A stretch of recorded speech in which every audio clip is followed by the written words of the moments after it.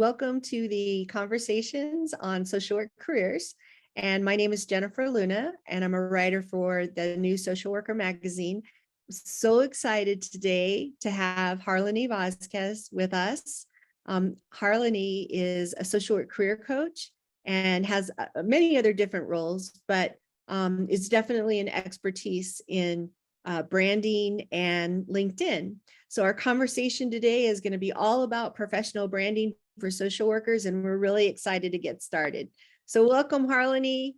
Yay, thank you so much for having me, and thank you for the fabulous introduction. As you mentioned, I hold many different roles, and it's all about, has to do because of personal branding. So I'm so excited to get into this conversation today. Awesome. Well, let's start with why professional branding is important. I think that lately it's become more popular among social workers, but from your perspective, why do you think it's important to have a professional brand as a social worker? Of course. So first, I like to start with saying some of y'all may not know what personal branding is. And the truth is, school does Thank not you. teach you about personal branding or doesn't teach you, how to market yourself. So personal branding is really comes to owning who you are, owning your current skill set, but most importantly, asking yourself, what do you want to be known for in this profession overall? And this really starts with identifying your unique skills, your core skills, your values, and not being afraid to utilize your voice regardless of any area of practice that you're in. So building your personal brand, regardless if you're, BSW about to enter into a graduate school program, whether you're a recent grad, seasoned social worker, you can start building a personal brand regardless of what stage you are in your social work career. The truth is, we're human, we're always going to be evolving, our goals are always going to be changing. Therefore, your personal brand is always going to be going with you, throughout your entire life. Like, for example, I can share a little bit about my journey, if that's okay, so people can Yes, of get a better course. understanding of how my personal branding has been evolved. So as you mentioned at the beginning, I'm a social work career coach. I'm also a licensed social worker for the state of New York. And I'm also a clinical recruiter for a mental health tech company. So before I even got to my current personal brand today, a few years ago, I've been working in the field of have worked in the field of social work for 10 years, working with different nonprofit, different majority in social services with children and families, dealing with complex trauma as a social worker. So, a few years ago, when it came to my personal brand, my focus at that time was really serving the community as a licensed social worker. I didn't have that title as a business owner, as a coach, as a speaker. I didn't have any of that because all of that evolved. Then once I kind of pivoted and got into from a social work role to a leadership role, then that's where my love for professional development started to grow. I started, holding workshop for staff around, how to enhance their goals and how to, meet the families where they're at.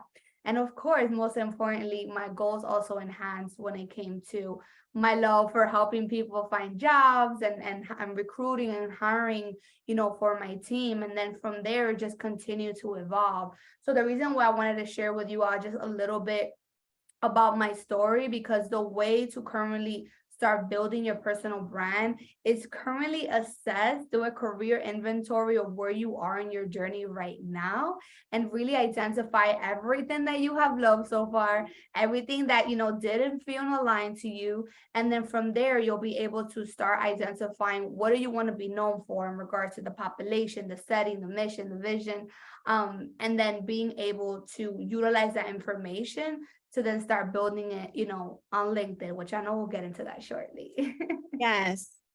I really I love that you gave your story, because one thing I've realized about branding is that everybody has a brand. No matter, even if you don't work on it, you have a brand. And I like to see it from the perspective of like taking control of your brand. A lot of times I'll tell my students or my clients, what would happen if you didn't have a reputation? What would that mean for you? Because everybody has a reputation. And so by doing the things that you mentioned, like the skills, the values, the knowledge areas, you begin to take control of your brand, and then you become more confident in articulating it. And I also think it's so important to know what other people think about your work. Exactly, because you kind of have to think about personal branding. If someone was to do a Google search on you, what would come up? If you do a Exactly. Google search on me, you're gonna see social worker, career coach, Yep. LinkedIn influencer, whatever you want to call it, because that has been my brand over the last couple of years, right? And you're probably thinking, okay, Harleny, but I don't know what I want to do yet, or I don't feel comfortable putting myself out there. Your personal brand can come up in different ways. For example, as a current recruiter in an interview, you probably are familiar with the question, tell me about yourself. You have to be able to first identify and feel comfortable with elaborating who you are, and most importantly, relating it to the company, right? In order for you to feel 110% comfortable and confident in relaying your skills and marketing yourself, you first have to be in tune with who you are in this very moment, not where you want to be in 5 years, but really being in tune and comfortable with where you are right now. And really, like you mentioned, feeling comfortable in relaying your current skills, and whether that's volunteer experience, internship experience. Remember, the biggest takeaway is, what do you want to be known for? If you want to be, example, I always say I'm on a mission to uplift and elevate the social work profession, because unfortunately there is a lot of stigma when it comes to social workers, only working, within social services, rather than they can, work in macro, become an entrepreneur, or even the stigma around, if you're not a licensed social worker, then you're not a social worker. Like, there's just so many things that I always say is, your degree is your investment, and you're the CEO to your life. So you want to be able to start, feeling comfortable with basically owning your story and, writing your own narrative. Because unfortunately, as a recruiter, we go on your LinkedIn profile and we really assess, okay, who is this person? Let's think Yeah. about it like if it was a cover letter, but just a little bit more personal.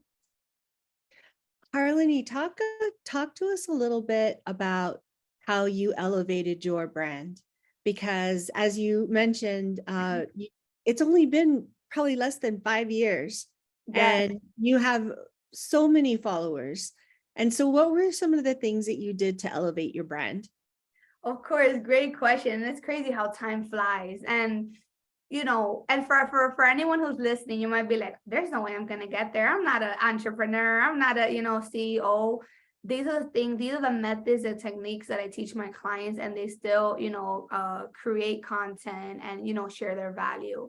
Now, I also want to share that you can still build a personal brand without having to do this whole social media and having a Yeah. big following. That's just your personal preference. So I'm going to give two brief examples when it comes to really elevating your brand, some of the things that I did. So for someone who's a fellow extrovert like myself, and for those who are, identify as an extrovert, and you're like, you know what, like, I love sharing value, I love, just really sharing my story, and you feel comfortable, that is how I started building my brand on LinkedIn. I started sharing my story. For example, my love and hate relationship with the social work licensure exam, that unfortunately it took me multiple tries to pass the exam. I started just sharing my frustrations, but I also started with really identifying, again, who I am. I'm a first gen Latina.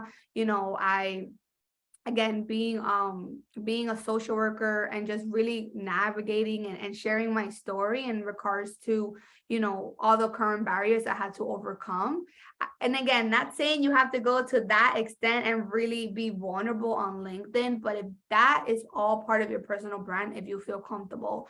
So the moment that I started to share my story and identifying myself, again, as a first gen Latina, as a licensed social worker, as a coach, my brand started to elevate, because people started seeing me as an authority figure. Like, wow, like, Harleny knows what she's talking about. She's the solution to my problems, right? And again, this can also go the same way for a current student job seeker, because if you currently, let's say, want to work, with women and children in the shelter system, and you want to, create a new pipeline of programs to, deliver resources. Let's say that that's your vision and your mission. Then you want to be able to share content or tips or resources as to why you're so passionate about that. Because the thing is, the right community will attract to you. And that is how you start showcasing your skills and then being in front of ideal recruiters and hiring managers. Now, for my fellow introverts, so you're like, that sounds truly complicated. I don't want to do that. I just want to build my personal brand, but still be visible without having to create all of this content and putting myself out there. Now, if that is something that you currently fall under, I definitely recommend still getting on LinkedIn and really focusing on really optimizing your LinkedIn profile to really be able to identify who you are, right? What you do, what do you want to be known for, your unique skills, how people can contact you, and then doing everything behind the scenes. What I mean doing things behind the scenes is, if you feel comfortable, I always say, do what feels comfortable to you. Is, maybe finding other social workers in the profession, or hiring managers, or, future colleagues in ideal companies, and just sending them a message to do an informational chat. Like, hey, name, I see you work for ABC company. I'm a recent social work grad, currently exploring different areas of social work. Can we connect? And you're doing things behind the scenes without having to be so visible. So what I'm trying to say is, really always starts with identifying who you are and then filling all the pieces as you go. I know it sounds like a lot, but you all can do it. I've done it. Well, I've helped my clients done that so many times. and you have to know yourself, Yes. Oh my God. because I feel like, we learn so many skills in social work, and we know them intrinsically, but we don't know how to articulate it, and we don't know how to communicate it to others. And so being able to identify what your strongest skills are has got to be the most important part of branding, because if you don't know, then other people certainly aren't going to know either. Tell us about LinkedIn, and what would be some tips as far as maybe a novice in LinkedIn who's just starting their profile page? Of course. So before you even get on LinkedIn, because it can definitely seem overwhelming, I definitely recommend, as I mentioned before, conducting a career inventory of all of your previous roles. For example, literally looking at your resume, having a Google Doc, right, or a piece of paper, and really asking yourself, okay, in this particular role, what were the things that really felt in alignment to me? What are the top skills that I felt 100% confident in? For example, let's say you co-facilitated a workshop. Let's say, you conducted biopsychosocial assessments. Whatever it was, you want to start creating like little bullets of the things that don't worry about the things that didn't feel in alignment. Don't worry about the things that you didn't feel 110% confident in. Focus on the things that to your core, you're like, you know what, if I get called for interview tomorrow, I'm going to feel comfortable in explaining those skills. Because of course, there's always areas for improvement, but in order to start being able to enhance your confidence to actually get yourself to be on LinkedIn, is focus on the positive things. So you want to be able to do those career inventory, create that list of all of the roles, and then be able to showcase all of those skills on your LinkedIn profile. Now, one thing I definitely want to recommend is, you also want to have if you have an idea of the type of population and setting you want to work with, you have to make sure that it's relatable. For example, if all of your previous examples have been clinical and you're trying to secure a macro role, then on LinkedIn, you have to be able to portray that message, market yourself as to how can you take your clinical skills and, really serve the organization or the community, on a macro level, rather than it being so front facing, right? So remember, it's always about the employer. Because for example, as a recruiter, if someone's applying to a position that has to do with children and teens, and you never worked with children and teens, and I go on your LinkedIn profile and I see nothing about children and teens, I'm gonna pass you, because right away by looking at your profile, it gives me it could be a quick scan. I'm like, okay, this person doesn't have any experience. But if you was to maybe have like a little bullet and saying, I am interested in working with children, and families, because I carry the following skills that can be transferable. You want to be able to market yourself like you already got the position. Remember, confidence sells. Excellent. And that brings up a thought that I had is a lot of times the recruiters aren't social workers. Oh my God, I get that all the time. People are like, wow, this is so refreshing, because again, obviously I understand the social work lingo, and sometimes they're not going to know, especially with a clinical role, they're not going to know all of the modalities and like PHQ-9 and all of those things. So if they don't physically see it, they're going to be like, I guess this person is not what they're Right. looking for. You want to have your credentials. If you're going to be, well, I know I don't recommend for you to put the date that you're going to take your licensure exam, because that can be intimidating. But Yes. if, let's say you have it scheduled, and you could put, let's say it's LMSW, LCSW, you want to put pending, so they can know that you're currently trying to obtain In the that. process. Yes, for sure. I also think, not so much for LinkedIn, but just as part of the career inventory, that it's also important, just to think about all the jobs that you've had and the things that people have said about you, like, that you're always early, you're always prepared. And a lot of times we have those characteristics from when we were kids, things that we've done all our life.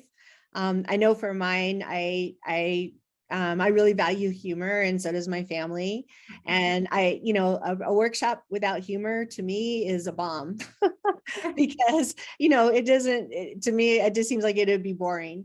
And so I always try to integrate that in my work, with my presentations and any speaking engagements that I have. But I think we've had this conversation before, when we did the podcast, just about characteristics that you may have had, all your life, and how you can integrate those into your personal brand.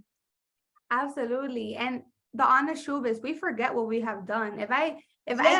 be like, wait, what did I do in like 10 years ago? I mean, obviously I remember the population I serve, but when it comes to the nitty gritty of like and you probably have your resume, and let's say you're like, I'm stuck, I really don't know what I've done. Really take your brain there, right? Like really ask yourself, okay, how did I feel going into that role? Was I traveling? Okay, if I was in an office, let's say this is a clinical example, by the way. Let's say you had sessions. How many sessions did you conduct a day, a week? Did you have to travel? How many note documentations were expected, within a day? If you have to conduct referrals, how many referrals? You also want to quantify your experience as well, because you don't want to just say conducted biopsychosocial assessments. That you conduct biopsychosocial assessments to teens dealing with eating disorders. So you want to be able to paint that picture to, again, like you mentioned, most of these recruiters, and no shame to recruiters, don't come for me now, are not clinicians, so they're probably not going to understand our world. So you want to make it easier for them to understand, okay, this is the person that I want. But you also have to give yourself some grace. I know it can be intimidating, and then, what's that saying, comparinitis, if that's even a word, but it starts coming along like, wow, this person graduated with me, and they have their license, or wow, they have the certification. Like it can feel, and trust me, I've been there. It can put you in a hole, I'm not gonna lie, but you have to embrace where you are right now, because your journey right now is only going to continue to elevate. If I can remember as a new grad, obviously I'm in a totally different position now, but again, I just want you all to know that I hear you, I feel you, I've been there, and you have to give yourself some grace, because you have a lot to offer. You just have to feel confident enough in being able to market yourself what you currently have to offer. Because part of your personal brand, whether it's a conversation, whether it's an interview, if they ask you something that you do not have experience with, it's only going to be two ways. Either you're going to freeze and say, I don't know, versus, unfortunately, I don't have experience in that area of practice right now, but I'm truly passionate and I really want to learn and, et cetera, et cetera. Remember what I said before, confidence sells. So Yes, you have to be your biggest cheerleader. absolutely.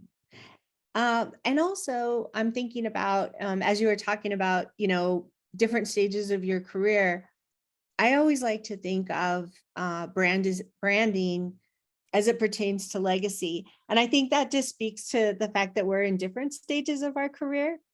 I'm on the latter side, and you're in the middle side.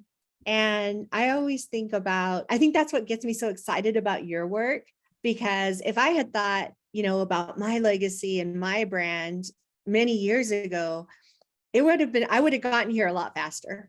Right.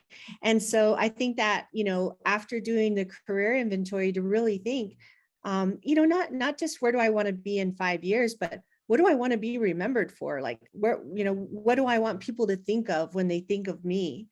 And, once you have an idea about that, you can start seeking like professional organizations in that area, certifications, make more connections in that area, even if it's an area you're totally unfamiliar with. Like, you know, uh, 15 years from now, I want to own my own business, but I don't know what that's going to be. It's going to have something to do with social work, but I want to be an entrepreneur. And if you have that goal in mind for your legacy, then you can be so much more intentional about your brand. Absolutely. And then you can utilize LinkedIn to network with people Yes, who are already there, like us, right? And absolutely. it's something that, again, your particular journey right now is not your end goal. Who knows what will be in the next 5 years, right? So it's really about learning, which is hard. I know it can be hard, but learning how to embrace the current challenges as lessons and really recognizing that you came into this field for a reason. Never forget your why. And unfortunately, there are going to be people that are going to try to bring us down as a profession.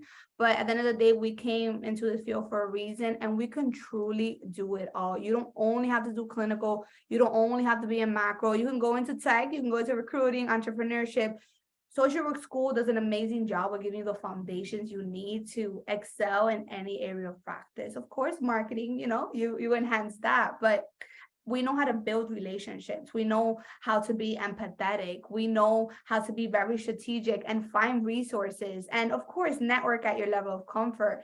But we are a change agent, right? We want to be able to help, whether it's people, whether it's organizations, help them achieve a goal. And we want to be able to, at the end of the day, we truly care. No matter where area Right. of practice we're on, we care. And we came into this field for a reason. So never lose sight of that, even if your brain tells you otherwise. And we also know how to advocate. That you have to advocate for That's yourself. I know it's hard. Imposter uh, syndrome is real. I also I also have thoughts about you know, for social workers at any level who we do all care, we do all want to help, but for some it's a job, right? It's a means, to that's what we went to school for, and that's what we're going to work in, that's going to be our career. And then there may be some of us that just want to retire and not do anything, maybe garden and travel and things like that. If in that case, what are your ideas as far as why is it important to sustain a brand? Of course. And yeah, I mean, you gave some great examples because, again, at the end of the day, whether you have a mentee, let's say you have retired or, want to just be in a leadership role or have a mentee, at the end of the day, someone's always watching. And you want to make sure that, again, you have a legacy regardless, even if you don't want to be in the front facing of things, we're in the helping profession regardless. So at the end of the day, I mean, personal brand goes for any field, of course, but at least for social workers, like all eyes are on us, unfortunately, now more than ever, especially with this pandemic, the mental health crisis. So it's really coming from a place of you should always be focusing on your personal brand. And again, you can literally be on LinkedIn, retired, creating, having your own garden and still building community and just sharing, your experiences, because again, there's always someone out there that wants to learn.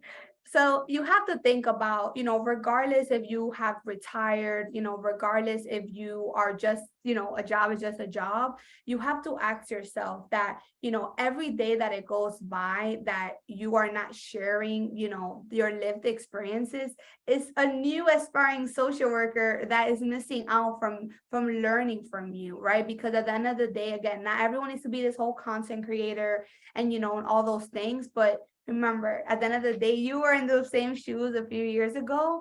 And you have to ask yourself, like, I have so much value. I am just filled with so much knowledge, and it'll be a disservice if I wasn't sharing the knowledge That's that I've gained right. over the last few years. So that's my point of view, of course. I really like what you said at the beginning about someone's always watching too. Because even if if this is going to be your career for 20 years and then you're going to leave, somebody's going to always be watching, always be talking about your work. And your reputation will precede you, whether you've worked on it or not. Yes, exactly. So if you had one takeaway for our audience today, one way to start, one thing that they could do towards working towards their brand, what would it be? Well, I would definitely start with, conducting the career inventory, as I mentioned, by simply just reviewing your resume, asking yourself, all of the roles, whether it was paid or unpaid internship, all of the roles, right? At the end of the day, all experience is valuable experience, and really identifying your unique skills.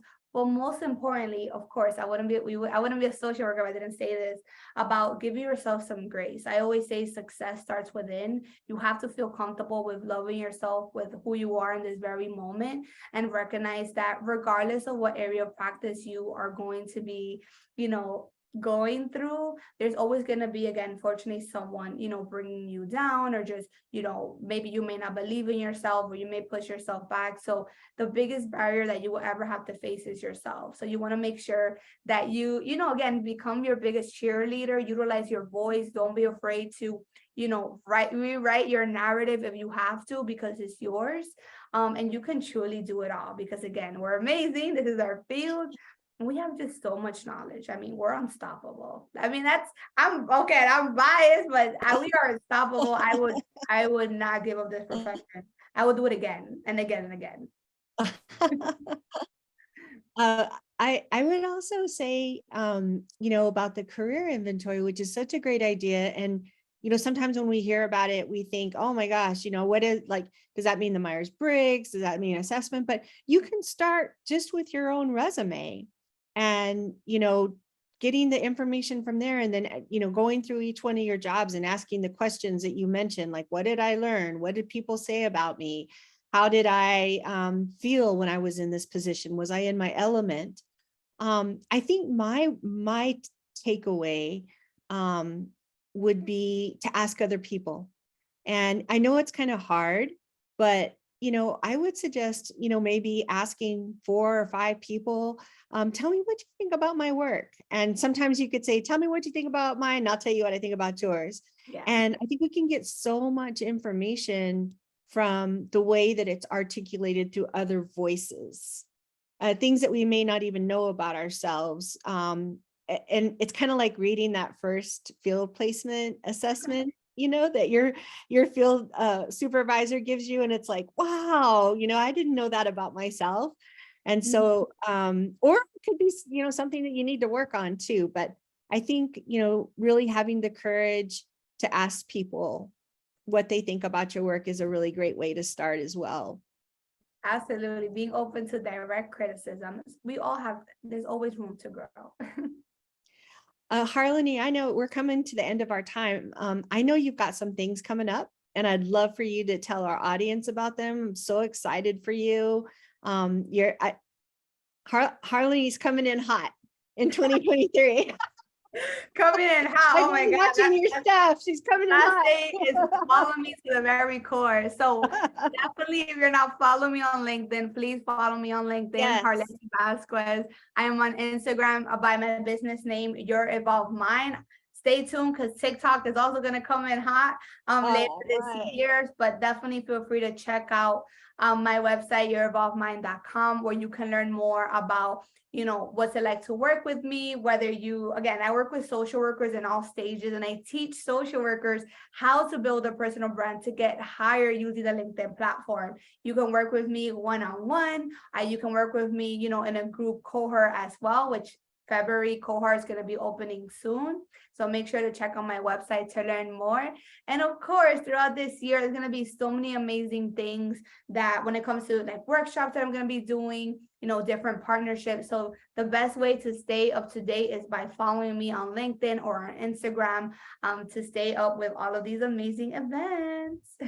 And I would also like to give you a plug, because in addition to the events and the work that you do one-on-one with clients and in groups, there are so many nuggets in your posts, so many great takeaways, you know, that can really lift up a social worker every single day.